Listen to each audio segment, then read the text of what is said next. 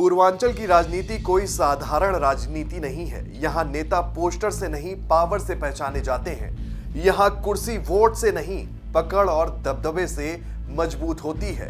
इसी जमीन से निकले हैं दो ऐसे नाम जिनके आगे विरोधी भी नाप तोल कर बोलते हैं, जिनका दबदबा समर्थकों के सिर चढ़कर बोलता है, और वो नाम है ब्रजभूषण शरण सिंह और राजा भैया का।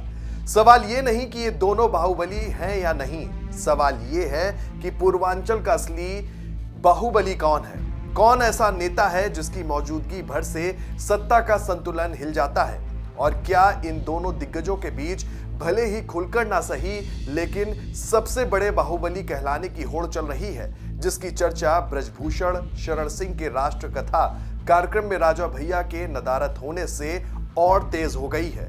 क्या है असली सच, सब कुछ बताएंगे आपको इस वीडियो में। पूर्वांचल की राजनीति हमेशा से जाति, दबदबा, संसाधन और निजी प्रभाव के इर्द गिर्द घूमती रही है।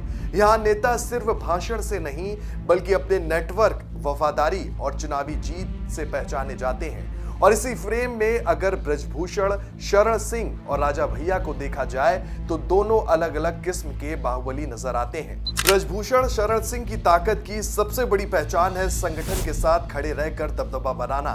बीजेपी जैसे अनुशासित दल में रहते हुए भी उन्होंने अपनी अलग सत्ता बनाई।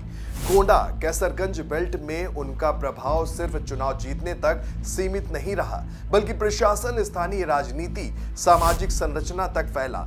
उनकी बाहुबली छवि मैदान में मौजूद नेता की है, जो थाने, तहसील और सियासी गलियारों में सुना जाता है।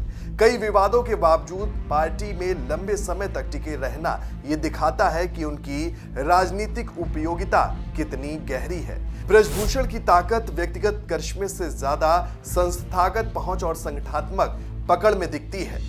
राजा भैया यानी कुंवर रघुराज प्रताप सिंह बाहुबली राजनीति के उस मॉडल का प्रतिनिधित्व करते हैं जो पार्टी से बड़ा दिखता है। प्रतापगढ़ में उनका प्रभाव किसी एक दल का मोहताज नहीं रहा। उन्होंने सपा, निर्दलीय और अपनी खुद की पार्टी के जरिए ये साबित किया कि उनकी असली ताकत वोट से सीधे जुड़ाव और क्षेत्रीय वर्चस्व है। राजा भैया की छवि एक ऐसी नेता की है जो सिस्टम से टकराने की हैसियत रखता है। प्रशासनिक मशीनरी हो या सत्ता में बैठी सरकार, प्रतापगढ़ में लंबे समय तक राजा भैया फैक्टर को नजरअंदाज करना आसान नहीं रहा।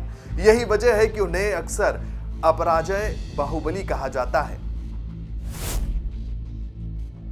अगर बड़ा होने का मतलब राष्ट्रीय राजनीति में जगह, पार्टी के भीतर प्रभाव और संसद तक पहुंच है तो ब्रजभूषण शरण सिंह आगे दिखते हैं। लेकिन अगर बड़ा का अर्थ अपने इलाके में निर्विवाद नियंत्रण, दलों से स्वतंत्र पहचान और सत्ता बदलने के बाद भी असर, तो राजा भैया भारी पड़ते हैं। जानकारों का मानना है कि सीधी टक्कर की होड़ शायद नहीं है, क्योंकि दोनों का इलाका और राजनीति स्टाइल अलग है। लेकिन बाहुबली राजनीति के प्रतीक बनने की एक अनकही प्रतिस्पर्धा जरूर है। मीडिया में चर्चा है कि समर्थकों का दावा और विरोधियों की रणनीति, इन सब में ये सवाल बार बार उठता है कि पूर्वांचल का असली बाहुबली कौन है। दरअसल ये होड़ व्यक्तियों से ज्यादा उस मॉडल की है जिसमें बाहुबली नेता आज भी प्रासंगिक बना हुआ है। एक संगठन के भीतर रहकर ताकत दिखाता है तो दूसरा संगठन के ऊपर रहकर। दोनों ही अपनी अपनी जगह बाहुबली हैं। पूर्वांचल की राजनीति में बाहुबली होना सिर्फ ताकत नहीं, टाइमिंग और समझ का खेल है। ब्रजभूषण शरण सिंह संगठन के सहारे सत्ता को प्रभावित करते हैं तो राजा भैया संगठन से परे रहकर सिस्टम को चुनौती देते हैं। सवाल ये नहीं कि कौन ज्यादा बड़ा है, सवाल ये है कि किसका मॉडल ज्यादा टिकाऊ है। पूर्वांचल में असली बाहुबली वही है जिसकी मौजूदगी सत्ता को सतर्क कर दे। ये स्टोरी आपको कैसी लगी हमें कमेंट करके जरूर बताएं और देखते रहें जेएमडी न्यूज़।